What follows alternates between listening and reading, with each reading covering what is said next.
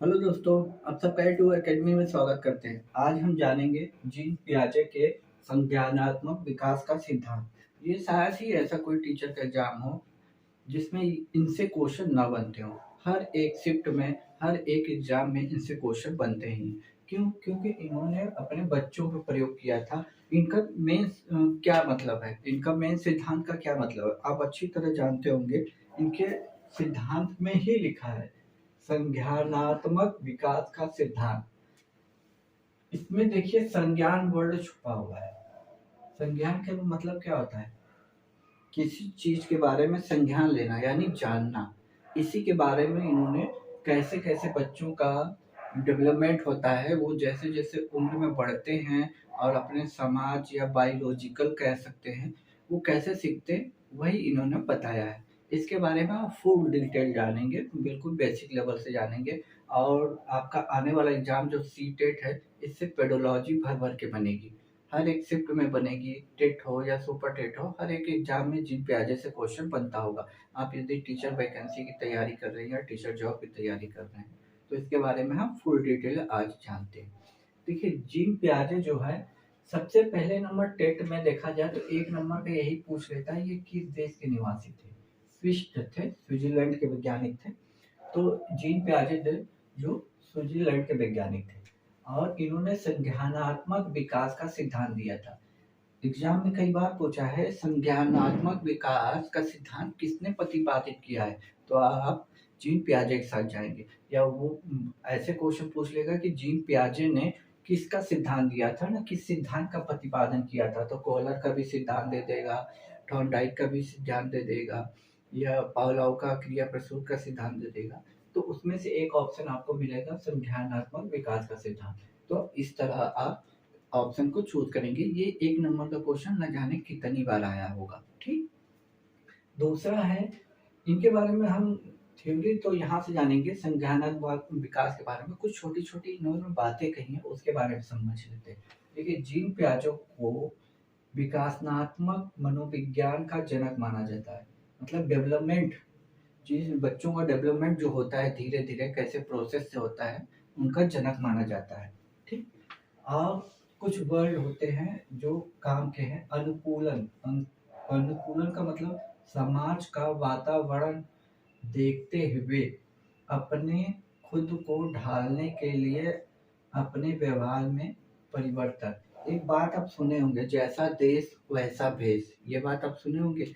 आप जैसे आपके घर में कोई बच्चा पैदा होता है, ठीक, इस लाइन का मतलब मैं बता रहा हूँ। जो आपके डेली रूटीन में, आपकी डेली लाइफ में जो एग्जाम्पल है उसी से मैं रिलेट करूंगा। ठीक है।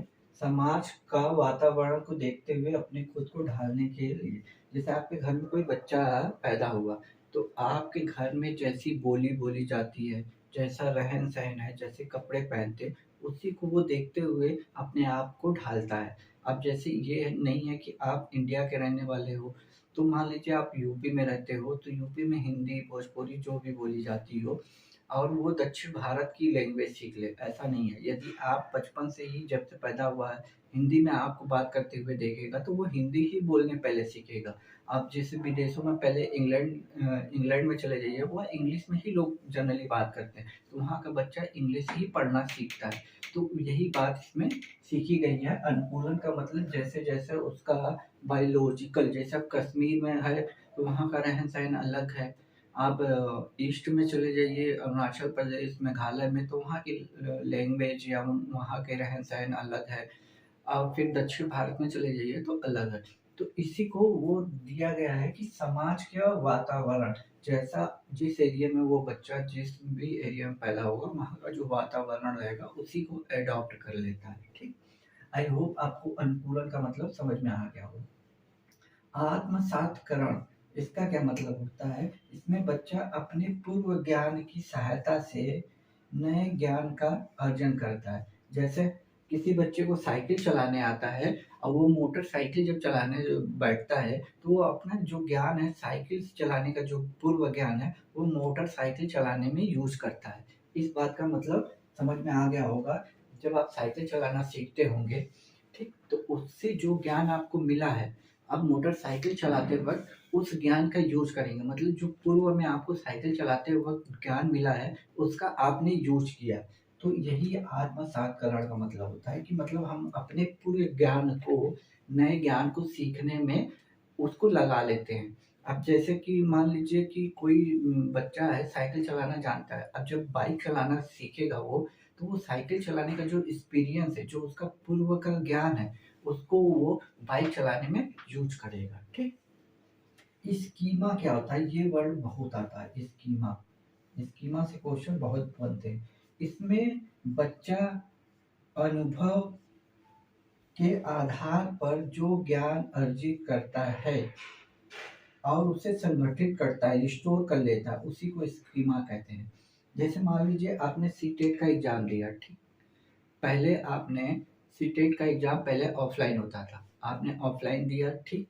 तो आपको कुछ ज्ञान मिला होगा कि ऑफलाइन पेपर देने में कैसा एक्सपीरियंस रहा।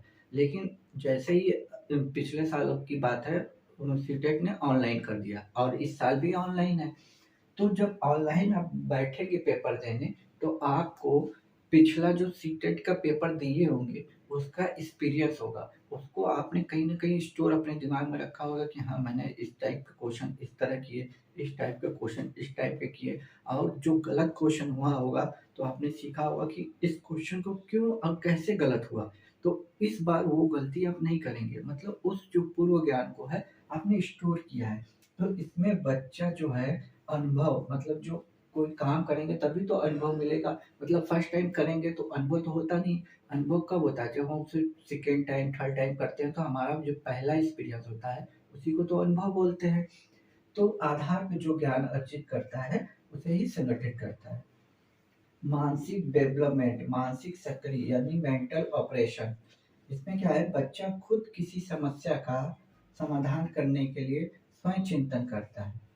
बहुत सारे जो मानसिक सक्रिय मेंटल ऑपरेशन, इसमें बच्चा खुद किसी समस्या का समाधान करने के लिए स्वयं चिंतन करता है। जैसे मान लीजिए उसके सामने कोई प्रॉब्लम आ गई, ठीक?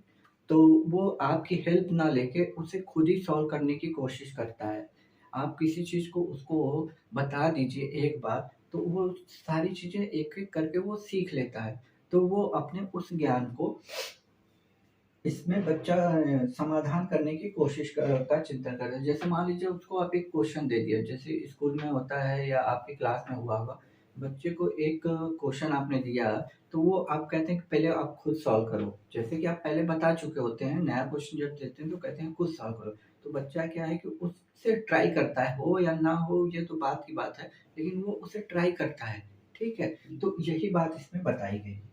ठीक, ये मोटा-मोटी मैंने इसलिए बताया क्योंकि इसी बेस पे आपको पेडोलॉजी पूछी जाती है। पेडोलॉजी का मतलब होता है आपका व्यावहारिक ज्ञान, कि आप कितना अच्छा सोचते हो, कितना अच्छा कर सकते हो। इनकी जो थ्योरी है ये है, संज्ञानात्मक विकास की अवस्था। ये 4 अवस्था है, ये भी 1 नंबर के कई बार क्वेश्चन आए हैं कि पूछ लेता है कि जीन पियाजे के संज्ञानात्मक विकास की कितनी अवस्थाएँ हैं? तो 4 अवस्थाएँ हैं। पहली अवस्थाएँ की बात करूँ, संवेदी गामक अवस्था। जिसको जन्म से 2 वर्ष के लिए माना गया है, ठीक? ये जो है ना, ये पूछ लेता है। कई बार आप टेट का प्रीवियस ईयर का पेपर उठा के देखेंगे तो पूछेगा कि जीन पियाजे के संवेदी गामक की अवस्था कितने वर्ष की है? कितने वर्ष से कितने वर्ष की है? तो 0 से 2 या जन्म से 2 ऐसे लिख के देगा। ज़्यादातर जन्म से 2 लिख के देगा। मैंने यहाँ 0 लिखा है, बट वो ज़्यादातर ऑप्शन में जन्म से 2 वर्ष का देगा।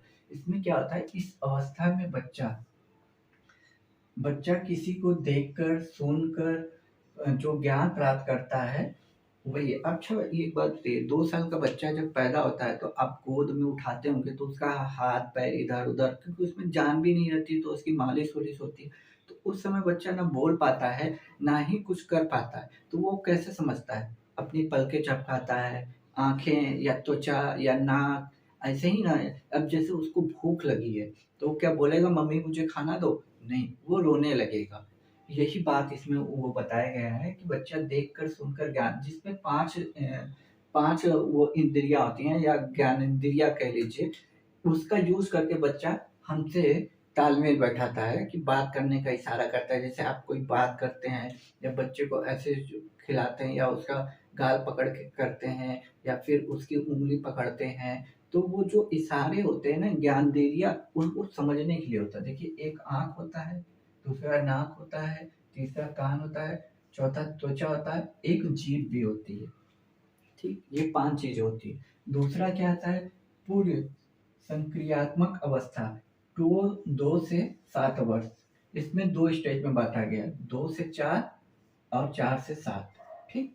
इसमें 2 से 7 ये एज ज़रूर याद रखिएगा क्योंकि एज बहुत बार ऑप्शन में 1 नंबर के लिए पूछ लिया जाता है, ठीक है? तो इसमें क्या है इस अवस्था में अतार्किक चिंतन करता है, इसमें बच्चा ज़्यादा प्रश्न पूछता है कि पापा वो चाँद ऐसा क्यों है? वो तारे रात में ही क्यों चमकते हैं? दिन में कहाँ गायब हो जाते हैं? ये सूरज दिन में क्यों है? रात में क्यों नहीं आता है? तो ऐसे ऊटपटांग अतार्किक क्वेश्चन करते हैं। इस एज को खिलौनों की आयु भी कही जाती है। इसमें बच्चा खिलौनों के साथ बहुत खेलता है, इसलिए खिलौनों की आयु भी पूछी जाती है। इस जिसके घर में बच्चे होंगे, खिलौने देखते होंगे या मार्केट में ले जाते होंगे, उनको कुछ लीजिए या ना लीजिए, खिलौने देखेंगे तो उसके पीछे ज़रूर भागेंगे। तो इसलिए इसे खिलौनों की एज भी कही जाती है और अतार्किक चिंतन करता है। इस बात पे ध्यान रखिएगा, ठीक? और जब 4 से 7 वर्ष का जब बच्चा हो जाएगा मतलब 4 वर्ष के ऊपर का हो जाएगा तो इस अवस्था में बच्चों को विकेंद्रीकरण, पलटन, संरक्षण का कोई ज्ञान नहीं होता है। मतलब कि अब जैसे कि मान लीजिए एक तरफ आप 1 किलो रुई रख दीजिए और एक तरफ 1 किलो एप्पल रख दीजिए, तो वो बच्चा नहीं बता पाएगा कि कौन ज़्यादा है या कौन कम है, उसको रुई ज़्यादा लगेगी क्योंकि रुई हल्की होती तो रुई इतना बड़ा हो जाएगा। अब सेब 4-5 ठो दिखेगा तो वो बताएगा या फिर एक तरफ आप 2000 का नोट रख दीजिए और एक तरफ 2000 के सिक्के रख दीजिए। दोनों की वैल्यू बराबर है, लेकिन वो सिक्के को बताएगा कि ये ज़्यादा है क्योंकि उसको ये सब चीज़ें नहीं पता। उसको जो आकार में ज़्यादा दिखेगा ना, उसी की वैल्यू वो मानेगा। आप चाहे 1000 का नोट रख दीजिए और जो 1-1 हज़ार के सिक्के रख दीजिए, तो वो बच्चा ये इस एज में वो सब चीज़ें नहीं कर पाता है, ठीक? अब देखिए ये जो तीसरी एज है मूर्त सक्रियात्मक अवस्था, मूर्त सक्रियात्मक अवस्था जो 7 से 11 वर्ष है। एज मैं बार-बार बता रहा हूँ क्योंकि एज 1 नंबर में टेट के एग्ज़ाम में कई बार आए हुए हैं, चाहे कोई भी स्टेट का टेट हो। तो ये एग्ज़ाम में बार-बार आते हैं एज, इसलिए एज पे ध्यान दीजिएगा। इसमें मूर्त यानी जिसका कोई रूप हो, आकार हो, रंग हो या फिर जिसको हम देख सकते हैं, छू सकते हैं, चिंतन, तर्क, दिन, तारीख, महीना, अनुपात का अंतर, आरोही अवरोही गणित का सीखना प्रारंभ इस महीने में हो जाता है।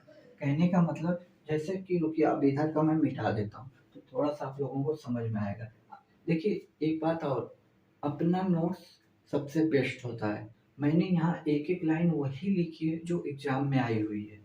आप कोशिश कीजिएगा इसको पूरी तरह अपने हाथ से लिख के अपनी राइटिंग में, अपनी कॉपी में उतार लीजिएगा, ठीक? क्योंकि ये मैं मिटाने जा रहा हूँ, तो आप शुरू में ही लिख लीजिएगा, ठीक? तो मैं इसलिए बताने जा रहा हूँ क्योंकि इसमें थोड़ा-सा हमें समझाना पड़ेगा आपको। अब जैसे है कि अ, तारीख की मैं बात करूँ या टाइम की बात करूँ, जब आप बच्चे से पूछेंगे जो 7 से 11 साल के हैं, तो अब जैसे कि जब हमें मुझे एक बचपन का वो याद आ गया, मेरा छोटा भाई है, तो जैसे कि जब वो छोटा था, तो मैंने उससे पूछा कि कितना बज रहा है? तो वो मुझसे ये नहीं बता रहा है कि कितना बज रहा है, वो मुझसे ये कह रहा है कि 12:30 बजने में 5 मिनट बाकी है, जबकि जनरली लोग बोलते हैं 12 बज के 25 मिनट, ठीक? तो वो उल्टा उसने बताया कि 12:30 बजने में 5 मिनट बाकी हैं, जबकि आप होते तो क्या बताते? आप होते कि सर 12 बज के 25 मिनट हो रहे हैं। जनरली हम लोग ऐसे ही बोलते हैं, तो ये बात मुझे याद आई। अब जैसे यहाँ आरोही, अवरोही जैसे हम कोई मान लीजिए खिलौना है या जैसे कि वो होती है ना इसके ऊपर एक के ऊपर एक ऐसे करके रखी जाती है, तो इसमें आरोही पहले बड़ा वाला रखेगा, फिर उससे छोटा, फिर उससे छोटा, फिर उससे छोटा ऐसे करके ये रखेगा। गणित का ज्ञान हो जाता है, 2 + 2 4 होते हैं। देखिए एक बात और मुझसे छूट गई, एक बात और यहाँ छूट गई, जो कि पूर्व सक्रियात्मक में ही है। देखिए जब इस अवस्था में बच्चा होता है ना, यदि आप उसे बता देंगे 7 + 3 10 होता है और उससे यही बात पूछेंगे 3 + 7 कितना होता है, तो वो नहीं बता पाएगा। ये बात नहीं बता, जबकि दोनों का मतलब 7 यही है, 10 ही आएगा। लेकिन इसमें आप एक बार बता दिए तो उसी को पलट देंगे ना तो नहीं बता पाएगा। जैसे कोई बच्चा है, उसे आप बता दिए हैं कि ये तुम्हारी बहन है, ये बात आपने बताया कि ये तुम्हारी बहन है, लेकिन जब उस बच्चे से पूछेंगे तुम उसके क्या हो, तो वो नहीं बता पाएगा कि मैं उसका भाई हूँ। इस अवस्था में ये चीज़ होती है, लेकिन इस अवस्था में नहीं होती है, ठीक? तो इसकी चिंतन करता है दिन, तारीख, महीना, अनुपात का सही अंतर, ये चीज़ें इस मूर्त सक्रियात्मक में जानना लगता है, क्योंकि बच्चा अब 7 साल से बड़ा हो गया है। 7 से 11 वर्ष में आ जाता है, इसमें बच्चे 1 या 2 के क्लास में आ जाते हैं। तो उसमें गणित का भी अध्ययन वो सीख लेता है, महीना, दिन, तारीख, ये सारी चीज़ें वो बताने लगता है। और कौन-सी वस्तु बड़ी है, कौन-सी छोटी है। अब जैसा अब इधर रुई रखेंगे, ठीक? अब इधर रुई रखेंगे, इधर सेब रखेंगे, तो वो बता देगा कि दोनों इक्वल हैं। अब वो ऐसा नहीं है कि रुई इतना सारा है, अब से 1 किलो आपने रखा इतने में, तो वो बता देगा कि दोनों बराबर हैं। या फिर 1000 की नोट इधर रखेंगे और इधर 1000 1-1, 2-2, 3-3 के सिक्के रख देंगे, तब भी वो बता देगा कि दोनों की वैल्यू बराबर है। लेकिन इस एज में क्या होता है कि बच्चा ज़्यादा वाले को उठाएगा, क्योंकि सिक्के ज़्यादा उसको दिखेंगे, ठीक? तो इसमें तर्क करने लगता है, दिन, तारीख, महीना, अनुपात का अंतर, आरोही अवरोही, मतलब बढ़ते घटते क्रम में अवगणित सीखना प्रारंभ कर देता है, ठीक? और चौथी जो होती है, इसको अमूर्त अवस्था भी बोलते हैं या औपचारिक सक्रियात्मक अवस्था बोलते हैं, ठीक?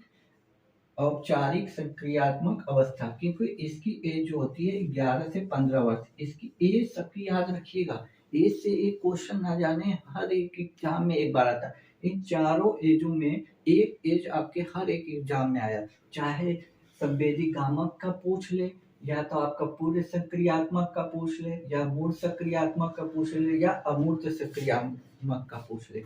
एज आपसे 1 नंबर का क्वेश्चन डेली पूछेगा। तो ये औपचारिक सक्रियात्मक की अवस्था 11 से 15 साल की होती है। इसमें बच्चा मूर्त चिंतन के साथ साथ अमूर्त चिंतन भी करने लगता है, जैसे प्रेम हुआ, सहानुभूति हुआ, मतलब किसी की है श्रवण करना, याद करना, कार्य का समाधान करना, तार्किक चिंतन करना, इस अवस्था में सारे प्रारंभ होते हैं। मूर्त का मतलब क्या होता है? जो दिखाई दे। अमूर्त का मतलब वो जो दिखाई ना दे, ठीक। अब जैसे किसी को देखते होंगे, यदि नदी के किनारे, जैसे पहले जमाने में कवि थे, या जो पहले जमाने में जो कवि या वो ये राजा के दरबार में जो रहते थे, वो किसी नदी के किनारे या पेड़ के सामने बैठ के अमूर्त चिंतन सोचा करते थे, ऐसे कि कुछ तो होगा इस बारे में। तो ऐसे सारे अमूर्त चिंतन उसको कहा जाता है, जो दिखाई न दे। अमूर्त का मतलब जो सामने है उसको दिखाई देता है, वो अमूर्त। तो अमूर्त का मतलब कि वो अपने में एक अलग दुनिया बनाते हैं। जैसे कि मान लीजिए कि बच्चा टीवी देख रहा है, ठीक? और वो सचिन तेंदुलकर की बैटिंग करते हुए देख रहा है, तो वो कहेगा पापा मैं बड़ा होकर क्रिकेटर बनूंगा सचिन तेंदुलकर की तरह। फिर थोड़ी देर बाद आपने मूवी लगा दी शाहरुख खान की, अब पिक्चर आ रही है शाहरुख खान की देख रहा है, कहेगा पापा मैं शाहरुख खान की तरह एक्टर बनूंगा। मतलब उसकी कुछ न कुछ चीजें बदलती रहती है, मतलब वो अस्थाई नहीं होती। आज कहेगा मैं क्रिकेटर बनूंगा, कल बनेगा मैं डांसर बनूंगा, उसके बाद किसी और को देख लेगा, कहेगा मैं पुलिस इंस्पेक्टर बनूंगा। तो जैसी होता है वैसा अमूर्त चिंतन वो करने लगता है। इसमें प्रेम की अनुभूति हो जाती है कि जैसे वो पापा है, मम्मी है। तो देखिए जब वो बच्चा होगा तो वो अपने पापा मम्मी को ज्यादा प्यार करेगा, ठीक। उसके बाद जो अगल बगल के लोग हैं उनसे थोड़ा प्यार तो करेगा, लेकिन ये नहीं है कि मम्मी पापा की तरह प्यार करे। सहानुभूति हो जाती है, समर्पण भी करने लगता है, कार्य को समझने लगता है। आप जैसे बच्चे को कोई कार्य बताएंगे तो वो इस बारे में समझने भी लगता है, तार्किक चिंतन करने लगता है। इस अवस्था में ये सारी चीजें प्रारंभ हो जाती हैं, ठीक है। तो ये थे जीन पियाजे की थ्योरी, जो आपके लिए, इसलिए मैंने ये एक-एक शब्द, जो एक-एक लाइन लिखी हुई है ना, एग्ज़ाम की उतारी हुई है। किसी न किसी ईयर में ये सारे एग्ज़ाम में आए हुए क्वेश्चन हैं। आपको मैंने ये इसलिए छोटा बोर्ड है, इसी में इसी तरह मैंने इसी तरह छोटा कर के लिख दिया है कि ताकि आप लोगों को एक ही बार में चीज़ें समझ में आ जाएँ। इसकी पेडोलॉजी की जो क्लास होगी, मैं आई होप जल्दी ही इसको कोशिश करूँगा कि इस चैनल पे अपलोड कर दूँ, जो जीन पियाजे से 25-30 पेडोलॉजी बनती है, जो प्रीवियस ईयर में आई हुई है, वो सारी पोडोलॉजी मैं जल्द इस वीडियो पे अपलोड कर दूँगा। इसलिए चैनल को ज्वाइन कर लीजिएगा और ज़्यादा से ज़्यादा लोगों तक शेयर कर दीजिएगा। तब तक के लिए खुश रहिए, मुस्कुराते रहिए। जय हिंद दोस्तों।